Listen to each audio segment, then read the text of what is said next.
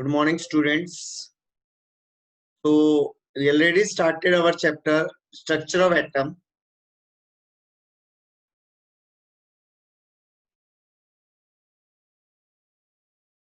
We already started our structure of atom chapter. So in the previous class, we discussed about the number of spectral line. How we can calculate the number of spectral line. तो हमने एक formula read किया था जिसकी help से हमने total number of spectral lines को calculate किया था, राइट। तो मैंने आपको total number of spectral lines के लिए क्या फॉर्मूला बताया था बेटा, मैं आपको बता देता हूँ। The formula is half n2 minus n1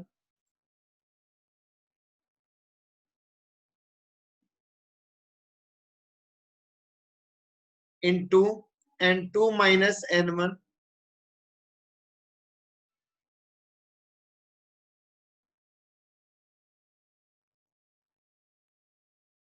plus 1। ये फॉर्मूला हमने रीड किया था बेटा total number of spectral lines को कैलकुलेट करने के लिए प्रीवियस क्लास, राइट। तो अब यहाँ पर जो मैं फॉर्मूला आपको बता रहा हूं, ये तो बेटा तब है जब आपको total number of spectral lines calculate करनी है। ये तो फॉर्मूला तब यूज करते हो जब total number of spectral lines आपको निकालनी हो, ठीक है। लेकिन अगर मैं कहूं कि if you want to calculate the number of spectral lines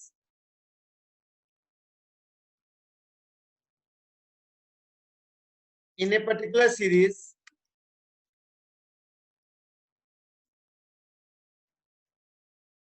लेकिन अगर आपको मैं कहूं कि आपको पर्टिकुलर सीरीज में number of spectral lines calculate करनी है, तब आप फॉर्मूला क्या यूज करते हो बेटा? तब फॉर्मूला सिंपली हम यूज करते हैं n2 minus n1। मैं आपको कहूंगी अगर आपको एक पर्टिकुलर सीरीज में स्पेक्ट्रल लाइंस कैलकुलेट करनी है, तब आप फॉर्मूला क्या यूज करोगे? n2 minus n1। और अगर आपको total number of spectral lines निकालनी हो, तो total number of spectral lines के लिए आप फॉर्मूला यूज करते हो half bracket n2 minus n1 n2 minus n1 plus 1, right. यानी कि ये फॉर्मूला जो मैंने अभी आपको ऊपर लिख के दिखाया है, जिस पर हमने क्वेश्चन भी कल किया था प्रीवियस क्लास में हमने इसके ऊपर एक क्वेश्चन भी डिस्कस किया था जिसका आंसर हमारा 21 आया था। तो ये फॉर्मूला हम तब यूज करते हैं जब आपको total number of spectral lines निकालनी है, ठीक है। लेकिन अगर आपको एक पर्टिकुलर सीरीज में नंबर ऑफ स्पेक्ट्रल लाइन निकालनी है, तब आप फॉर्मूला यूज करोगे n2 minus n1। तब आप फॉर्मूला क्या यूज करोगे? n2 minus n1। चलो एक क्वेश्चन करते हैं बेटा, ताकि आपको ये फॉर्मूला कैसे यूज करना है वो आपको पता लगे। जैसे मैं आपको क्वेश्चन कहता हूं कि calculate the total number of spectral lines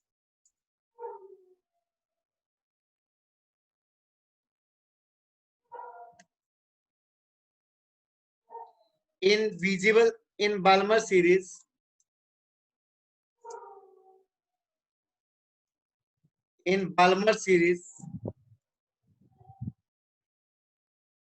if n1 equal to 1 and n2 equal to 7। मैंने कहा कि बेटा स्पेक्ट्रल लाइन निकालो बाल्मर सीरीज में, आपका n1 1 दे रखा है, n2 7 दे रखा है, राइट। तो अब आप में से बहुत सारे बच्चे क्या करेंगे? कहेंगे कि सर 7 minus 1 6 आ जाएगा आंसर, राइट। क्यों? क्योंकि मैंने आपको भी फॉर्मूला बताया n2 minus n1, तो आप बहुत सारे बच्चे इसका आंसर 6 करेंगे।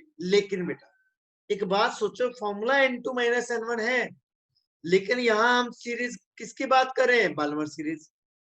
अब बाल्मर सीरीज का तो n1 2 होता है, मैंने कल आपको बताया था। बाल्मर सीरीज का जो n1 होता है वो कितना होता है? 2 होता है। तो वो तो 1 में कभी जाएगा ही नहीं, तो वो लास्ट स्टेट उसकी 1 है, लेकिन वो रह कहां तक जाएगा? आपका 2 तक रह जाएगा। यानी कि अब यहाँ पर जो total number of spectral lines आएंगी आपकी बेटा, इन बाल्मर सीरीज वो कितनी आ जाएंगी? 7 - 1 = 6, सॉरी 7 - 2 = 5। क्योंकि मैंने अभी बताया ना आपको कि 1 तक वो जा सकता है, लेकिन क्योंकि हम बाल्मर सीरीज की बात कर रहे हैं तो बाल्मर में जो n1 होता है वो 2 होता है, राइट। अब ऐसे ऐसे कुछ और एग्जांपल कर लेते हैं बेटा। नेक्स्ट क्वेश्चन आ गया बेटा, इसको क्वेश्चन नंबर 1 मान लेते हैं हम बेटा। अब क्वेश्चन नंबर 2, अब मैंने कहा बेटा calculate the total number of spectral line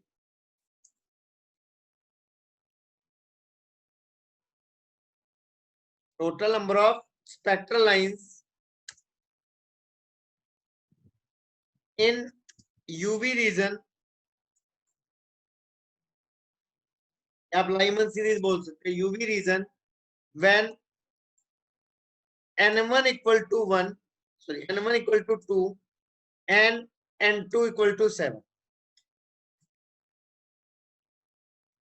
तो total number of spectral line निकालनी है बेटा यूवी रीजन में, जब n1 1 हो, n1 2 और n2 7। लेकिन आपको पता है कि यूवी रीजन के लिए n1 कितना होता है बेटा? अब बहुत सारे बच्चे इसका आंसर कहेंगे 6, कहेंगे सर n1 यूवी रीजन के लिए 1 होता है और n2 7 है, तो 7 - 1 कितनी आ गई? 6 आ गई। बहुत सारे बच्चे यही सोचेंगे ना, क्योंकि मैंने ऊपर यही बात बताई कि बाल्मर के लिए n1 2 है, 7 - 2 कर दिया। अब यूवी के लिए n1 1 होता है तो 7 - 1 6 आ जाएगा। लेकिन बेटा मैंने n1 2 बता दिया, यानी कि इसकी मिनिमम ग्राउंड स्टेट ही सेकंड है।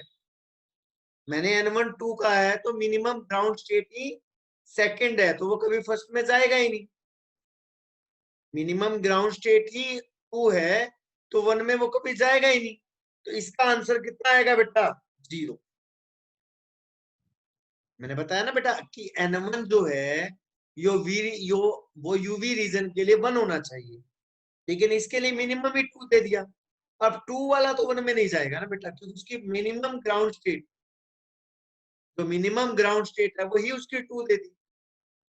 ऊपर वाले में तो क्या था कि मिनिमम ग्राउंड स्टेट 1 थी, तो 1 वाला तो 2 तक रुक सकता था, 1 वाला तो 2 तक रुक सकता था, लेकिन 2 वाला 1 में नहीं जाएगा, क्योंकि इसकी मिनिमम ग्राउंड स्टेट 2 डिसाइड कर दी। तो मिनिमम 2 है तो वो आपका 1 में कभी भी नहीं जाएगा, और 1 में अगर वो कभी नहीं गया तो total number of spectral line जो आपकी इस केस में आएंगी वो आपकी क्या आएंगी? 0 आएंगी। I hope it is clear to all of you. तो ये तो बेटा सारी थी हमारी हाइड्रोजन स्पेक्ट्रम की बात की। अब हम बात करते हैं बेटा Bohr model of hydrogen atom. Bohr model of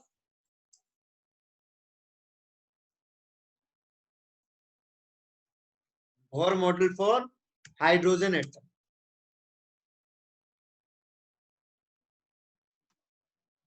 right. तो नील बोहर ने एक मॉडल दिया था बेटा हाइड्रोजन एटम के लिए। तो उसका फर्स्ट पॉइंट क्या है बेटा? नील बोहर का जो फर्स्ट पॉइंट था उसने क्या कहा? उसने कहा कि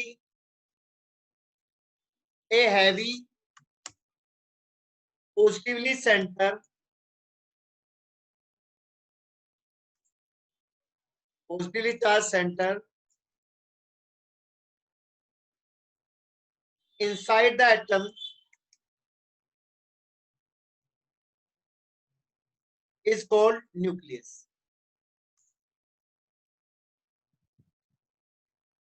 पहला पॉइंट उसने क्या कहा बोर ने कि जो एटम है उसके सेंटर में एक heavy positively charge body present होती है, जिसको आप क्या कहते हो? न्यूक्लियस कहते हो। जिसको आप क्या कहते हो? Nucleus, right. Second point, the electrons revolves in certain fixed circular path called orbits।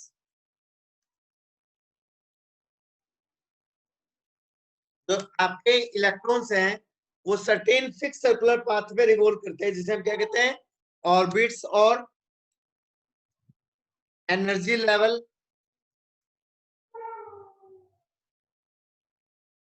और एनर्जी स्टेट।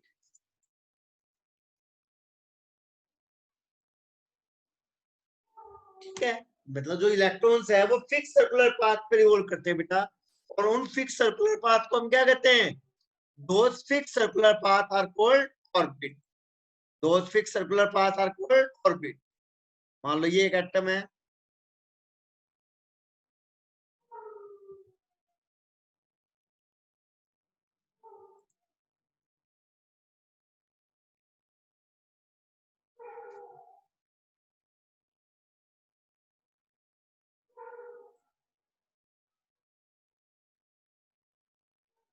ये आपके बेटा इसके अलग अलग ऑर्बिट्स हैं,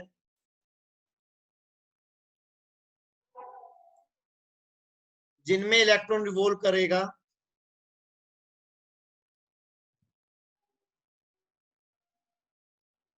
जिनमें इलेक्ट्रॉन क्या करेगा बेटा, रिवॉल्व करेगा। ये अलग अलग ऑर्बिट्स हैं।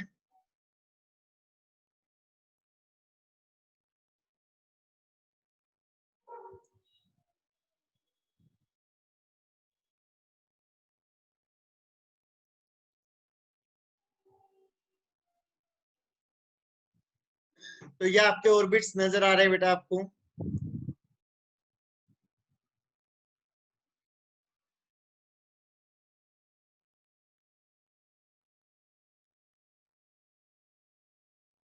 तो ये आपके फिक्स सर्कुलर पाथ है बेटा, जिनमें इलेक्ट्रॉन क्या करेगा, हमारा रिवॉल्व करेगा। ये यहाँ पर क्या प्रेजेंट है बेटा, सेंटर में, सेंटर में न्यूक्लियस प्रेजेंट है, और ये फिक्स सर्कुलर पाथ है जिसमें इलेक्ट्रॉन रिवॉल्व करेगा। फर्स्ट शेल को क्या कहते हो आप बेटा, फर्स्ट शेल आपकी कौन सी शेल होती है, फर्स्ट शेल को आप के कहते हो। फर्स्ट शेल को क्या कहते हो आप, के। आपने 9th क्लास में पढ़ा है ना बेटा ये। और सेकंड क्लास को क्या, जो सेकंड लेवल है उसको क्या कहोगे आप, जो सेकंड स्टेट है उसको क्या कहोगे, that is called as L. Second orbit को एल कहेंगे। थर्ड ऑर्बिट को क्या कहेंगे,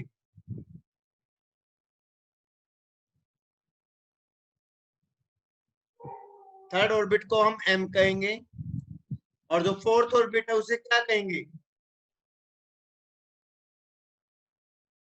जो फोर्थ ऑर्बिट है उसको हम क्या कहेंगे, एन। क्लियर। तो मतलब अलग अलग इसी तरह से आपकी फर्स्ट सेल के है, के, या इसको हम फर्स्ट लेवल को क्या कह सकते हैं, वन। सेकंड लेवल क्या है आपका, टू, या इसको आप एल भी कह सकते हो। थर्ड लेवल क्या है आपका, एम, या इसको आप क्या कह सकते हो, थर्ड शेल बोल सकते हो। फोर्थ आपका लेवल क्या है, एन, इसको आप फोर लिख सकते हो। तो इस तरह से आपके पास अलग अलग लेवल्स हैं, जिनमें इलेक्ट्रॉन्स रिवॉल्व करते हैं, जिनमें इलेक्ट्रॉन्स क्या करते हैं, रिवॉल्व करते हैं। और इन लेवल्स की जो एनर्जी होती है बेटा, इन जो लेवल्स की जो एनर्जी होती है वो फिक्स होती है, मतलब चेंज नहीं करती, फिक्स एनर्जी रहती है। इसलिए हर ऑर्बिट को हम एनर्जी लेवल या एनर्जी स्टेट कहते हैं। Right. Third point,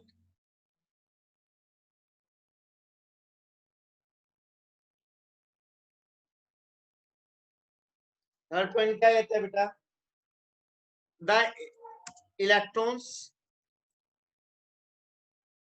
releases energy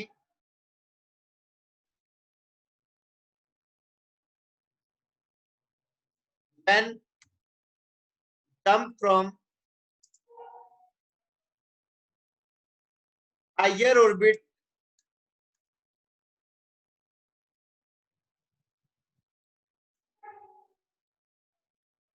to lower orbit।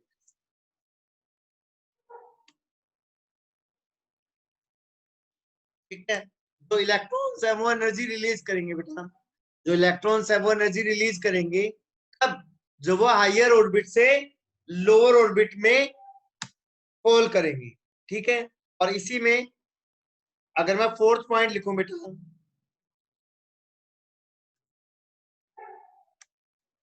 The electrons absorb energy when jump from lower orbit to higher orbit.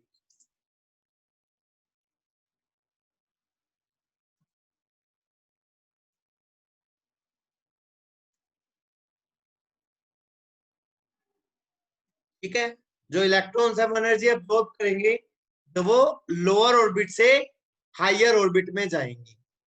ऐसा क्यों बेटा?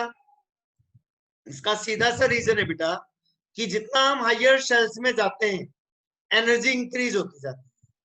जितना हम हायर शेल्स में जाएंगे एनर्जी क्या होती जाएगी? इंक्रीज होती जाएगी बेटा।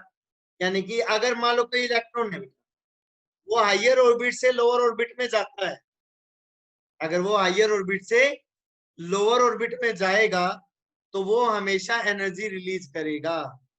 वो हमेशा एनर्जी क्या करेगा? रिलीज करेगा। क्यों? क्योंकि हायर ऑर्बिट की एनर्जी ज्यादा है और लोअर ऑर्बिट की एनर्जी कम है। तो हायर से जब वो लोअर में जाएगा तो वो एनर्जी क्या करेगा? वो एनर्जी क्या करेगा? लूज करेगा। वो एनर्जी क्या करेगा बेटा? लूज। यानी कि there will be release of energy. ठीक है, और इसका रिवर्स भी ट्रू है बेटा।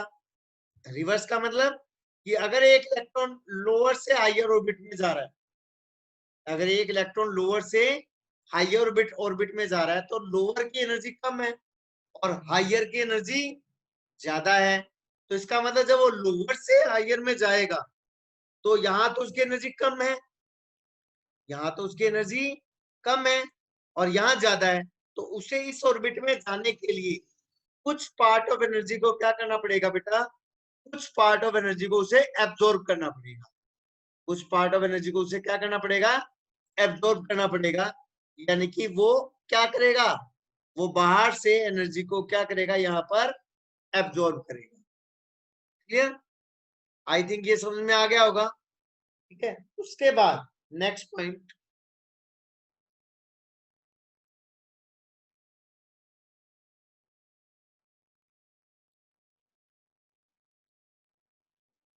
फिफ्थ पॉइंट,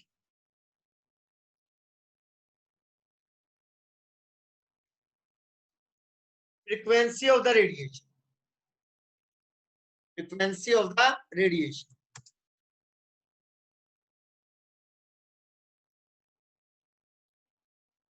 मतलब जो ये रेडिएशन रिलीज होगी बेटा, इसकी फ्रीक्वेंसी क्या होगी? अब ये जो रेडिएशन रिलीज होगी बेटा, इसकी फ्रीक्वेंसी क्या होगी? ठीक है, तो अब फ्रीक्वेंसी की बात कर लेते हैं। तो फ्रीक्वेंसी किसके इक्वल टू होगी बेटा? फ्रीक्वेंसी इक्वल टू होगी, ये फ्रीक्वेंसी का सिंबल है, frequency equal to delta E, delta E divided by H, delta E divided by H. H यहाँ पर क्या है बेटा? आपका प्लैंक्स कांस्टेंट है। एच यहाँ पर क्या आपका? एच यहाँ पर आपका प्लैंक्स कांस्टेंट है। ठीक है, एच यहाँ पर क्या आपका? Planck's constant. ठीक है, ये आपकी म्यू यहाँ पर क्या है? फ्रीक्वेंसी है। अब किस फ्रीक्वेंसी की रेडिएशन रिलीज होगी, किस फ्रीक्वेंसी की रेडिएशन रिलीज होगी, ये किस पे बेस्ड होगा? कि जब एक इलेक्ट्रॉन हायर से लोअर में आया तो उन दोनों के बीच में एनर्जी डिफरेंस कितना था। यानी कि कहने का मतलब, मान लो मैंने कहा दिया यहाँ एक इलेक्ट्रॉन है, इसकी एनर्जी ज्यादा है, तो जब ये हायर से लोअर में जाएगा तो जितना एनर्जी डिफरेंस इन दोनों शेल्स के बीच में होगा, जितना एनर्जी डिफरेंस इन दोनों शेल्स के बीच में होगा, डेल्टा ई, ठीक है, वो एनर्जी डिफरेंस डिसाइड करेगा कि किस फ्रीक्वेंसी की रेडिएशन रिलीज होगी। वो एनर्जी डिफरेंस डिसाइड करेगा कि किस फ्रीक्वेंसी की रेडिएशन रिलीज होगी। आ गया समझ? तो डेल्टा ई एनर्जी डिफरेंस हो गया। उसको अगर हम प्लैंक्स कांस्टेंट से डिवाइड कर देंगे, अगर उसको हम प्लैंक्स कांस्टेंट से डिवाइड कर देंगे तो हमारे पास फ्रीक्वेंसी ऑफ रेडिएशन यहां से कैलकुलेट हो जाएगी। Right, next point,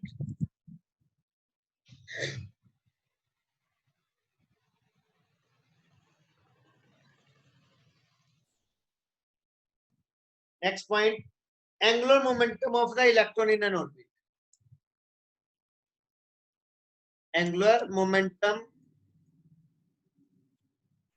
of the electron in the orbit. यानी कि बेसिकली हम ऑर्बिट एंगुलर मोमेंटम की बात कर रहे हैं। बेसिकली हम किसकी बात कर रहे हैं यहाँ पर बेटा? ऑर्बिट एंगुलर मोमेंटम की बात कर रहे हैं।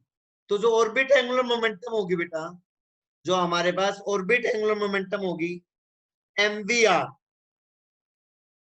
क्या होती है हमारी orbit angular momentum? MVR. That MVR will be equal to NH upon 2 pi. NH upon 2 pi is the formula of orbit angular momentum. Is the formula of orbit angular momentum. ये हमारा ऑर्बिट एंगुलर मोमेंटम का formula है बेटा, mvr equal to NH upon 2 pi, जहां पर n आपका क्या है? जहां पर n आपका प्रिंसिपल क्वांटम नंबर है।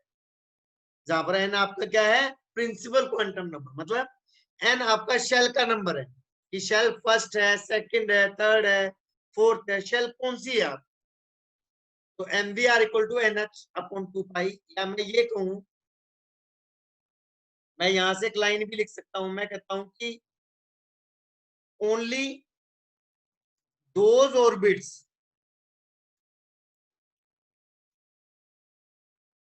Are permissible whose angular momentum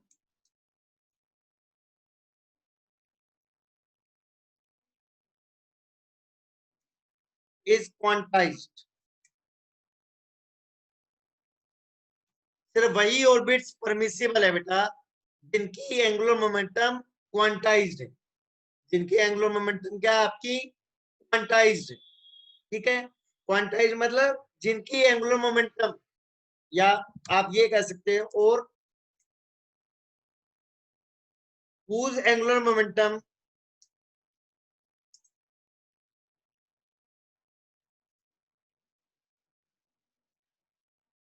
is integral multiple of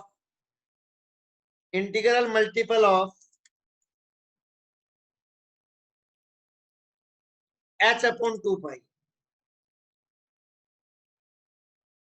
h upon 2 pi जिनकी जो एंगुलर मोमेंटम है वो h अपॉन 2 पाई का इंटीग्रल मल्टीपल होगी, सिर्फ वही ऑर्बिट परमिसिबल होंगे। यानी कि सिर्फ वही ऑर्बिट एग्जिस्ट करेंगे जिनकी एंगुलर मोमेंटम h अपॉन 2 पाई का इंटीग्रल मल्टीपल होगी। जिनकी एंगुलर मोमेंटम h अपॉन 2 पाई का इंटीग्रल मल्टीपल होगी। कैसे? बताता हूं। मैं कहता हूं कि मेरे पास n1 है। n1 है तो एंगुलर मोमेंटम क्या होगी? h अपॉन 2 पाई होगी। अगर मैं n2 पुट करता हूं बेटा, अगर मैं n कितना पुट करता हूं बेटा यहाँ पे, अगर मैं n2 पुट करता हूं, n की वैल्यू पुट करता हूं, तो एंगुलर मोमेंटम क्या आ जाएगी हमारे पास? Orbit angular momentum h upon pi आ जाएगी। ठीक है, और अगर मैं n3 पुट करता हूं तो ये क्या आ जाएगी? 3h अपॉन 2 पाई आ जाएगी।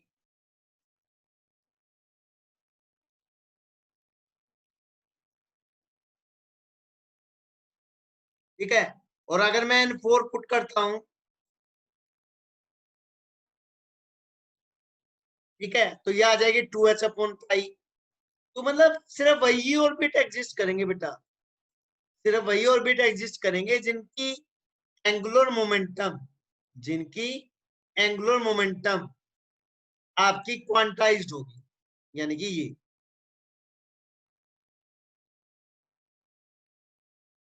ठीक है ना? अब n2 1 2 3 4 के लिए यही आपकी एंगुलर मोमेंटम होनी चाहिए। तो ये एंगुलर मोमेंटम होंगी तो ऑर्बिट एग्जिस्ट करेंगे, नहीं तो एग्जिस्ट नहीं करेंगे। आगे समझ में बेटा? तो ये एक पॉइंट हो गया आपका बेटा। तो सिर्फ वही ऑर्बिट्स परमिसिबल है जिनकी एंगुलर मोमेंटम क्वांटाइज्ड है। उसके बाद रेडियस ऑफ ऑर्बिट्स। ये कौन सा पॉइंट हो गया बेटा हमारा 7।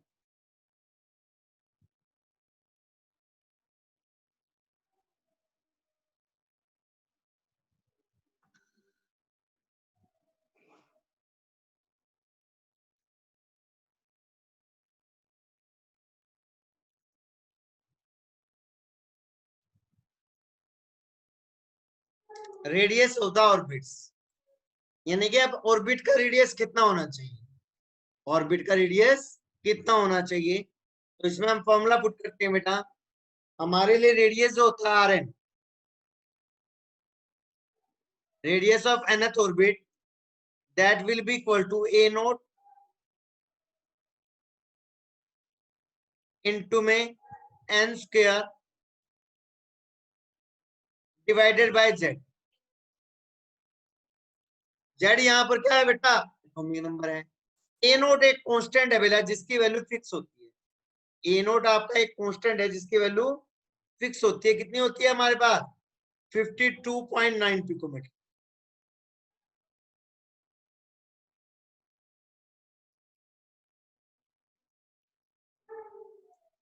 Fifty two point nine picometre, ये हमारी ए की वैल्यू है बेटा।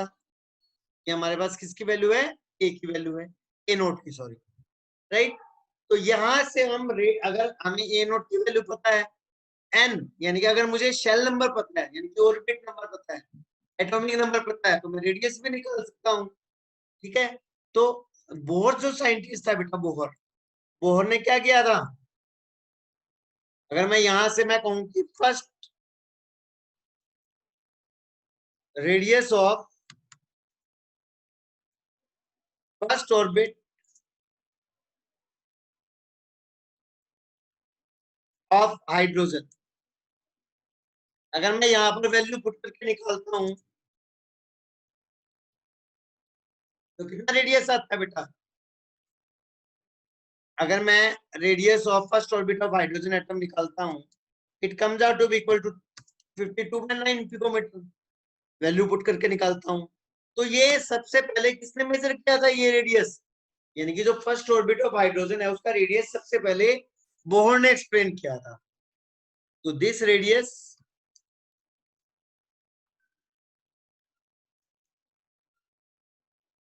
was given by बोहर, तो ये रेडियस बोहर ने दिया था बेटा। That's why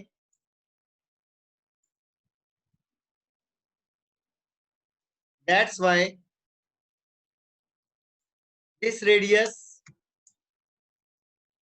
is known as Bohr's radius. इसलिए हम इस रेडियस को क्या कहते हैं बेटा, बोहर्स रेडियस कहते हैं। एंड दिस ऑर्बिट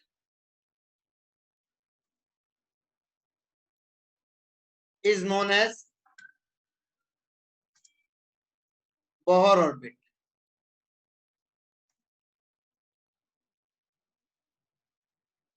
और इस ऑर्बिट को क्या कहेंगे, हम बोहर ऑर्बिट कहेंगे बेटा। क्लियर। तो इस तरह से हम रेडियस ऑफ द ऑर्बिट भी प्रिडिक्ट कर सकते हैं। I hope it is clear to all of you. तो फर्स्ट मतलब जो फर्स्ट ऑर्बिट है हाइड्रोजन का, उसका जो रेडियस होता है उसको हम बोर्स रेडियस कहेंगे, और फर्स्ट ऑर्बिट ऑफ हाइड्रोजन को हम क्या कहेंगे, बोर्स ऑर्बिट कहेंगे। तो जो रिमेनिंग पार्ट है बेटा बोर्स ऑर्बिट का, वो हम अपने नेक्स्ट लेक्चर में डिस्कस करेंगे। और अगर आपको इनमें से कोई भी डाउट है तो आपने इनको प्रॉपरली अंडरस्टैंड कीजिए कि क्या ये कहना चाह रहा है exactly, because this is a important concept. जो बोहर ऑर्बिट है that is a important concept, तो try to understand this concept. If you have any doubt you can ask me anytime. So thank you students, thanks a lot, have a nice day.